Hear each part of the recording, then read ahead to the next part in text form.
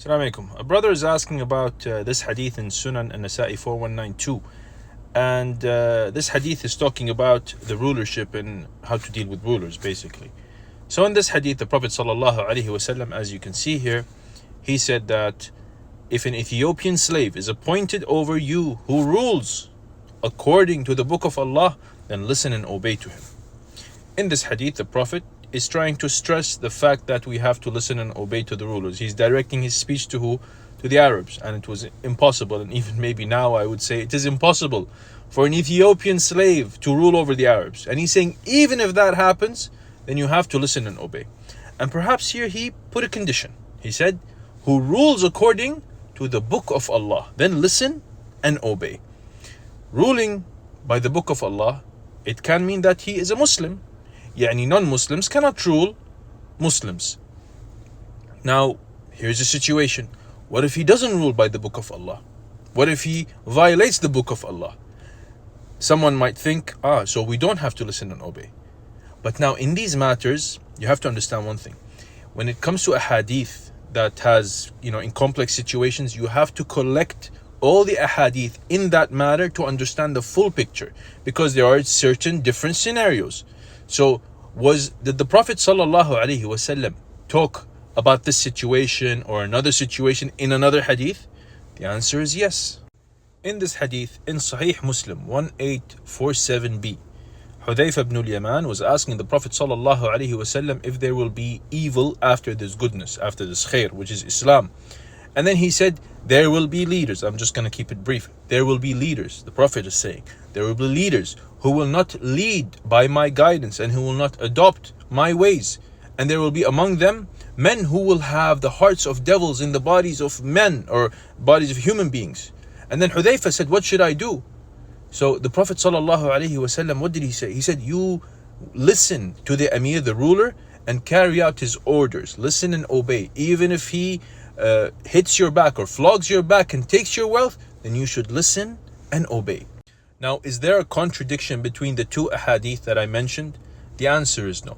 There is another third hadith to elaborate and give you the exact clear meaning of the three ahadith and how to deal with rulers, whether they apply the Quran and the Sunnah, or we call it Sharia, or they don't apply it, how to deal with these rulers. In this hadith in Sahih Muslim and Bukhari, the Prophet ﷺ said it is obligatory upon a Muslim to listen to the ruler and obey whether he likes it or not. Then he said, except when he is ordered to do a sinful thing. In such case, then there is no obligation to listen or obey. Let's put everything now together. First of all, if he is ruling by the book of Allah, yani by Sharia, by the Sunnah, by the Quran, then you have to listen and obey, even if he's an Ethiopian slave. طيب, if he doesn't rule by the book of Allah, in the second hadith, the Prophet ﷺ also said, listen and obey. طيب, listen and obey in what? In things that are not sinful. In things that are not sinful. And what proves this? This hadith here in Sahih Muslim and Bukhari. He said that you have to listen and obey to the Muslim ruler, but if he orders you to do something that is sinful, then don't listen and obey in that thing. But the general obedience to that ruler and allegiance to him stays. But only in that sinful act that he tells you to do, then you don't have to listen and obey to him. And to support what I said, Imam al-Nawawi fi sharhihi ala Muslim, he said this, وَفِيهِ الْحَثُّ عَلَى السَّمْعِ وَالطَّاعَةِ.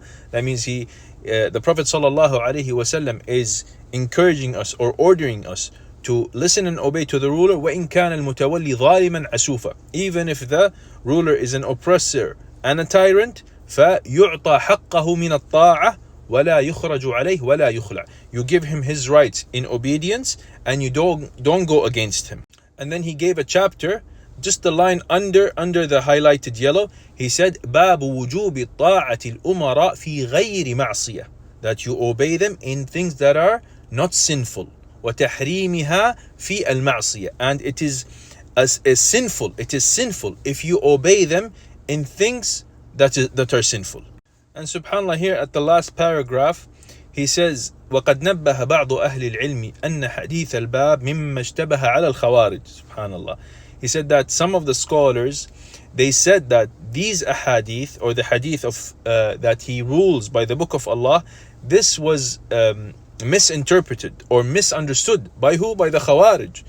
And he said, وَمِنْهُمْ Ibn Battal. Ibn Battal, one of the scholars, in his Sharh Sahih al-Bukhari, he said that. He said, احتج بهذا الحديث الخوارج. The Khawarij, they used the first hadith that I mentioned in Sunan al-Nasa'i, saying that, look, if he doesn't rule by Sharia, then we don't listen and obey to him. And this is false, طبعا, like I said. So you have to collect all the ahadith together to understand the full context of the situation. You don't just take one hadith and you apply it by itself. This doesn't work in Islam. Wallahu ta'ala alam.